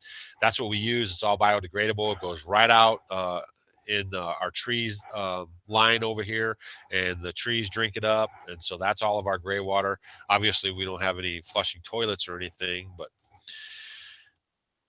all right. Yeah. And again, our taxes here on 11 acres is $400 a year. So I was talking about in city living on like this little bitty patch of land with this great big house on it. All right. What do you do for trash? Burn it? No. See, I patronize stores who have dumpsters. So I have no shame in taking my trash into town and putting it in one of those receptacles where I spend my money. Right. I see a lot of people like going to dumps and all that. We don't even have a dump around here. I don't think I'd have to go all the way down into St. Louis, and I'm not doing it. So we and Stacy were just talking about this yesterday. We go through only like a bag of trash, like every 10 days, maybe 2 weeks, unless we have people over, because we don't really have a lot of stuff that we consume or buy that needs packaging. So, yeah, our trash lasts a long time. So we try to, all food scraps and everything, animals, all that stuff's taken care of like that. So there's very little packaging and stuff that we actually put into the trash can. And a lot of people out here do burn their trash. And Stacy doesn't like it because you can smell the plastics and everything in the air. But I guess in the air, in the ground, either way, plastics, SUCK, right? Okay, what is Retweet saying? Connecting to those close to you is about communities of like minded folks, right? And that's what you want to do. And then that way you guys can feed off of each other's strengths and weaknesses, right? It's good stuff. That's why there's lots of land around here for sale that you guys should be buying so we can be all neighbors. Come on. All right, I'm going to hang out for a little bit more. I think I'm going to wrap it up. Let's see. You're speaking my life right now. There you go. Old fashioned life. We go to auctions at Marquand. Yeah, auctions are a great place to get stuff. Craigslist, try to find estate sales. A lot of times with the older folks, they have the estate sales when they're dying off and stuff, and just a bunch of stuff there. Their kids don't want it, so they end up selling it super cheap, and you can grab it up. Butter churners, all this old stuff. All right, I'm going to scroll through, see if I'm missing any questions, and then it's 12:10. I'll stay on until right around 12:20.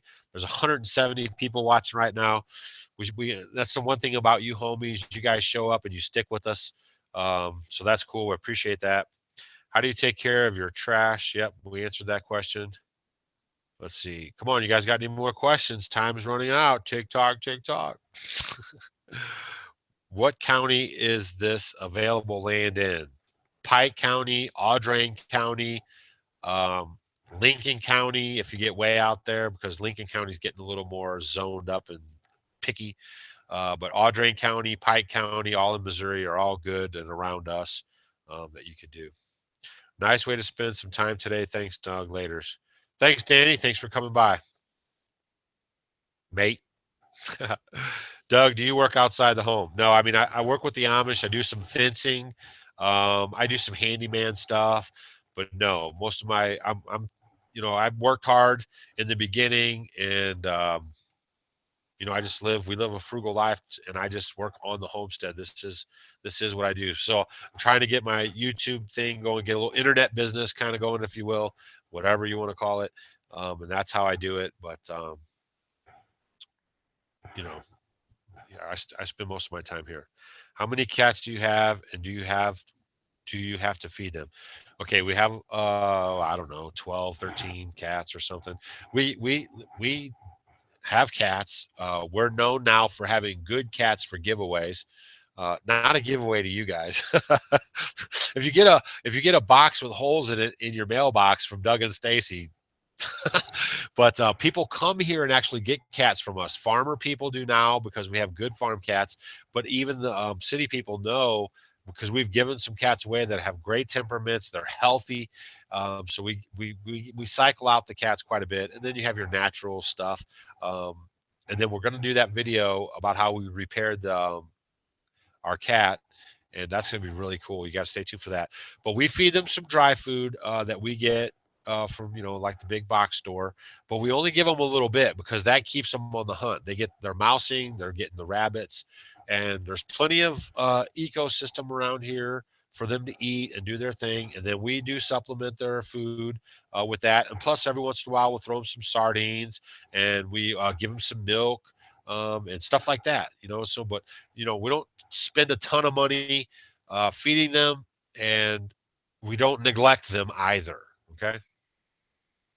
Gotta go, guys. Great show today. Shalom. Shalom, Kate. All right. Chat with you guys soon. Homesteading with the Cases. See ya. This was great. Have a blessed day. All right. Everybody's bailing, but we still have 170 people watching. All right. Hey, brother. I actually have to work. Yeah, I know you always are sneaking computer time. All right. Do you guys make your clothes or buy them? Thanks for all the great videos. Actually, we get the fabric and whatever fabric we like. And then we have Amish friends that make the clothes. And we have English friends like Heidi over at Raintree Homestead that makes Stacy's skirts and stuff like that. Stacy's not a stitcher and a sewer, guys. She doesn't knit or weave or any of that stuff. That's just not her forte. And I'm cool with it. So she cooks, and she is a health conscious person, and she takes care of me and her in many other ways besides that. I'm still here. Good, Logan. All right. Let's see. The Pioneer Way. Going back to the hospital for a few more days. Bye, y'all. Oh, I don't know what's going on there, but hope everything works out okay. All right. Doug, the legend, 27, Doug. Amishville, Ohio here. Hey, what's up? Everybody says they're leaving, and we go up and people watching. Okay, Grizz, you have seen you in the chats. Okay, Grizz, have not seen you in the chats. All right, you should do an affiliate. We would not care. We would be happy that you two make money off the things you like. Yeah, we just haven't decided. A lot of people want us to do Patreon and stuff like that. You guys, there are homestead homies who support the homestead. Okay. There are homestead homies that use snail mail and send us a little bit of love and just say, hey, they appreciate our program and what it takes to make it. And they send us money that way. There are homestead homies who go to the YouTube page, our main homepage, and there's a little blue P right there. It's a PayPal link right up in the banner, and they do smash that and help us out that way. You know what I mean? So that's cool with us. Again, we use that money to better the homestead, to bring you guys these videos. Nobody's, smoking cigars, driving Mercedes, and wearing $500 sweaters. So if you want to do that, we encourage you to do it. Okay. We're not shameful to encourage you to do it. It takes a lot to make these videos and to put them up and to, so I can maintain our life on the homestead so we can actually bring you the videos on the homestead. So there are people that do that. You know what I mean? So that's cool with us. I'm not going to do a Patreon account. If you guys think Patreon is so cool and that's what you want to do, then hit the P button up in our banner on our homepage and do it. You're just as special to every other homestead homie to us if you do it or you don't do it. You see kind of what I'm getting at? So if you want to do that, we encourage you to do it. We don't really encourage you to use the Google support button. It is there, but we don't really like it.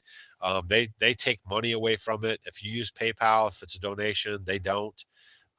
If you use the link in the banner, so that's good to know.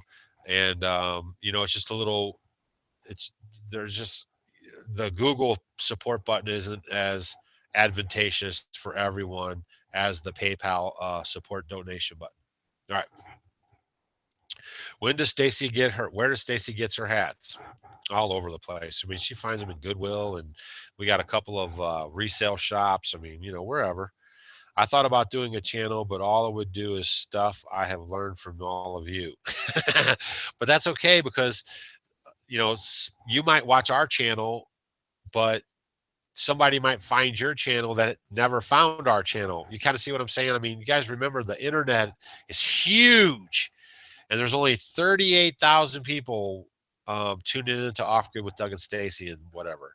So even if you put Wrangle Star and Doug and Stacy and American Homestead and Starry Hilder and all these channels in this one big basket, it's like a little speck of the internet. So you can always still reach people. Your personality might click better with other people. Just don't let that discourage you is all I'm saying. That's true, but I'm not as pretty as you are. Well, it's the beard. You got to get a little beard oil going on from Twisted Tree or our friends up at the main homestead and on the East Coast. Uh, the little seed farm. All these people have sent us their beard oils and stuff. All right. Do you think this is JDK? Do you think you'll have any regrets having a bedroom up those stairs when the knees and back get more worn out?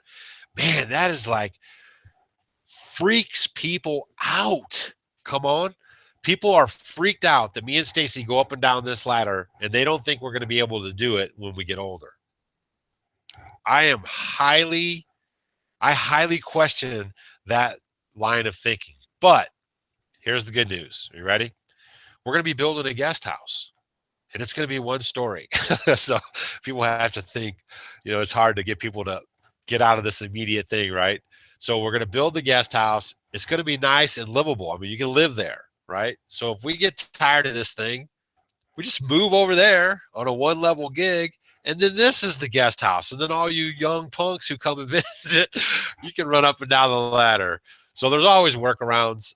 We've thought about it. Actually, when we put this in, it was like no big deal to us. We plan on being healthy, and I mean things happen, but we don't see a time where it would bother us. Me and Stacy kind of giggle about it all the time because people always are saying, wow, what are you going to do when you're older and you can't live up and down the stairs? We could also put a bedroom in this back room here and then build another little room in the back of that on the porch, on the back deck to make another bathroom area. We could kind of push it out that way. So there's things we can do, but I think we're going to be able to go up in this. I don't know if you guys will be watching us on YouTube when it comes to the point. Let's just say that Stacy and I can't get up and down this get up and down this ladder. Good question though. A lot of people ask that. Great way to live. Be gentle too. People are facing battles you have no idea about. That's right. That's right. Let's see. Handicap accessible. Yeah, it'll be all one level. It'll have a ramp on it. It'll be kind of tricky for handicap, I guess, because you know, um, I don't know. We'll try to figure that out. You know, I grew up with a handicapped friend. I grew up. Here's a little something you don't know about Doug. So I grew up with a guy, and he was in a bad accident, and he was paralyzed from the neck down. And so we were friends and everything. And then I left home, and I came back, and he had grown and stuff, right? And so I would actually go over to his house. Uh, I mean, this is kind of crazy, but he would actually have to call me. He lived with his family, right? So he had his brother, his younger brother, his mom, and they were all fit. I mean, except the mom probably couldn't do it, but they were fit and they could do it. But I would actually go over to his house anytime he needed. All he had to do was call me, and I would, as long as if I could work it, right? But I would go there and I would lift him out of the bed and put him in his wheelchair and everything, and then at night I would come back and put him in his bed, and this went on for years. And he's a very close friend, dear friend of mine, and he's still alive and doing his thing. And so I know about handicap stuff. You know what I mean? I mean, I know those limitations. So, I'll try to figure out a way to make that happen. It's just kind of tough on a homestead type of atmosphere because, if you're in a wheelchair or something, uh, the wheels will sink in the ground a lot. You'd have to have a lot of concrete and stuff like that. But that'd definitely be in,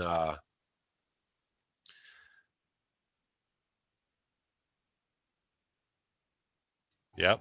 And you're right. I mean, uh, Grizz 270 is saying that he never thought they'd be disabled, but here I am, active my whole life now. It takes 4 times to do 20-minute project, and I totally get that. I mean, things can happen. I'm just saying, from a general mind point, okay, about this banister, this stair here, that me and Stacy are in the mindset that we'll be fine going up and down this for a long time. Yes, things can happen. And I'm not negating or saying that they can't. And I know that people have struggles, right? That wasn't what I was saying. All I'm saying is, let's say something happened right away and I couldn't do that. We'll have workarounds. This couch right here is a futon. We could sleep right here on this, but I still have 4 steps out here I have to come up. So there's workarounds, and then I'll build the guest house, which will be have like 1 step. It'll be pretty quick up and in. So that's kind of what I was getting at. But I fully am aware that people think they're invincible, but things do happen. So please don't let me take away from that. I mean, I totally get that. All right. Yeah, JDK had a bad accident too, and he's you know, I mean, I know stuff happens, believe me. But that's just kind of like I said, that's just kind of the mindset that we're running with. But we can always make adjustments. It would never, I can't say never, but I mean, we don't see ourselves getting into a position where we just couldn't do what we're doing right now. But if the time came, we could make the hard decisions. I mean, you know, moving back to the city and being in some kind of apartment where everything was a little easier to do, that's not off the table by any means.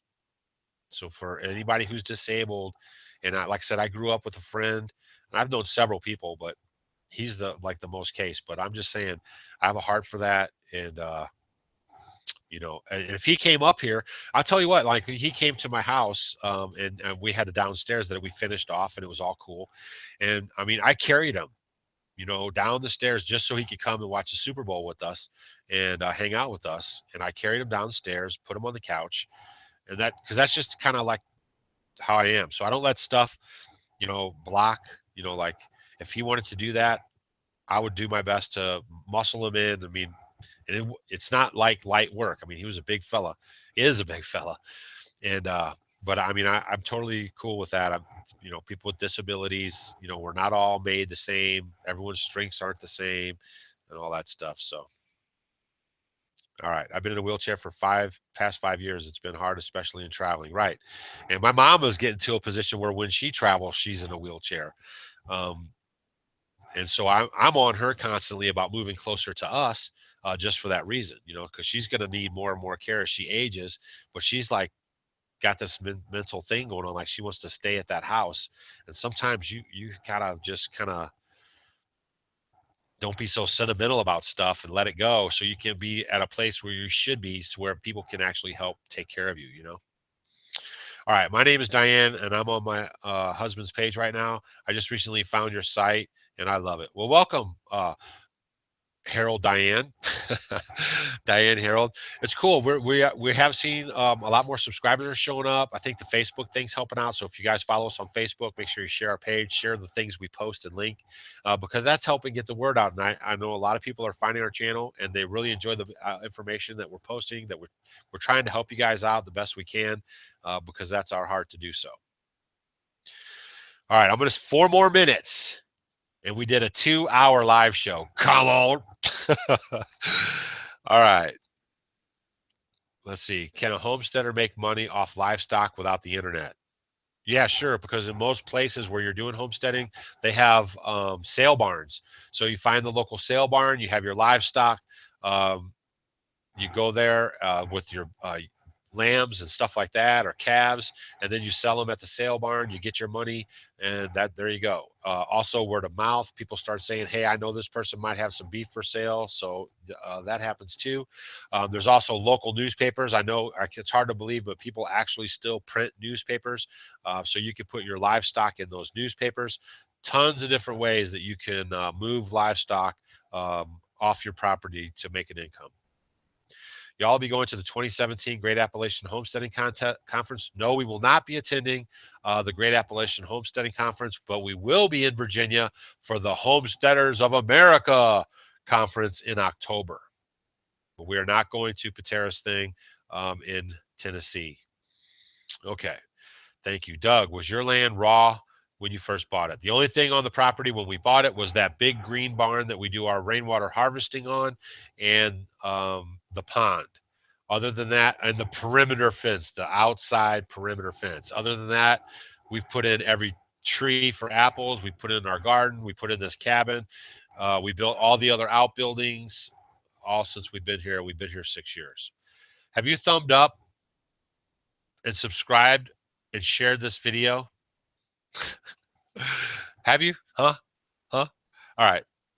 Okay, we got 2 more minutes. If you got a question, now's the time. We love the live show. Thanks for your time today. Thanks for coming by. And hopefully some of our Instagram folks come over today and check out your channel, and check out your foodie stuff. What do you think about using cattle panels for fence? Depends on what you're pinning up. They can work pretty good. You're going to need a lot of T-posts, and they're not bad. A lot of people use them. I got no problem with them. For me, though, I did a video. If you go back into our YouTube page, about homesteading and the different kind of fences, and I kind of explained the different things about those fences. But the cattle panels are okay, but they're welded. So over time of being flexed and pushed back and forth, they come apart. Okay. So we show the kind of panels or the kind of fencing you could use that's more advantageous because it wraps around, like a sheep panel, or a horse fence, stuff like that. So might want to look into that. Check that video out. I kind of show you in depth how each one's put together. Cattle panels are okay. They're great for temporary, but for the long haul, you're going to be replacing them because they come apart. Thanks for the video. Would love to see everyone over on our channel. God bless. Logan's Homestead. All right, still accepting homestead essays. Yes, until January 15th, we're accepting homestead essays.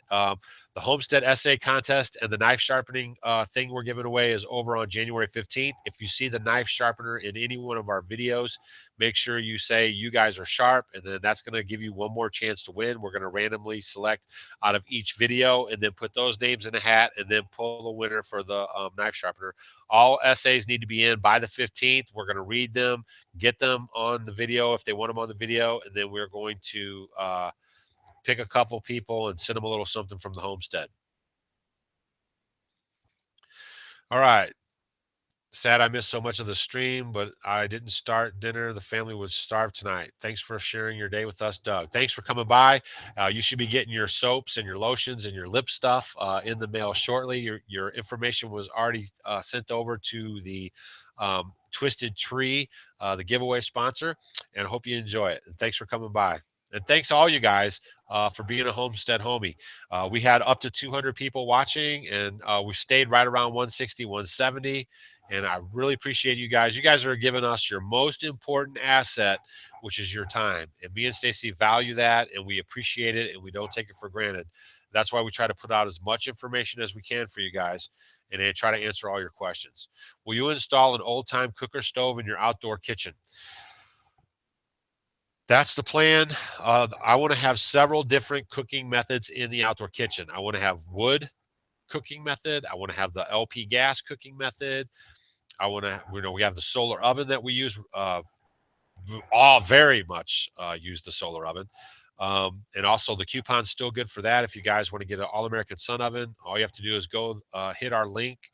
Just go back to one of our solar oven videos. We have a whole playlist with them, and then find the link on there and then hit that and then purchase it. And it saves you guys money. I mean, that's why we do that stuff. I've got a deal worked out, a long-term deal with All American Sun oven people, and he's got the coupon up, and has came to our homestead because you homestead homies are buying a lot of sun ovens, and he wants to come here and he wants to see what is this off grid with Doug and Stacy. So we talk a lot on the phone, but he actually made a trip to the homestead. But it's a good thing to have. And yeah, you can make your own, and there's lots, sure. But this thing is efficient. It's made in America. It supports a local family run business, and it works. Okay. It's the best one on the market, hands down. All right. So yeah, we're gonna have lots of different things to cook. Y'all realize Doug won't stop talking until his generator runs out of fuel, right? Nope, but my battery's getting low. No doubt about that. Thanks, Doug. Hey, Tessie. All right, yeah, we're gonna wrap it up. The All American Sun Oven is the way to go. Yeah, it is a good system. Heading to New York. Well, I don't know if we'll be heading to New York if you're asking me that. We went through New York a couple times on the Harley, and I've been there a couple times when I was younger. But we're going to wrap it up, you homestead homies. That's 2 hours of unadulterated questions and answers from Off Grid with Doug and Stacy. We appreciate you guys very much. Don't forget, we're going to be live in 2 more days. You can't get enough. We're going to be live at 10:30 a.m. Central Standard Time right here. Same time, same place, same homie channel.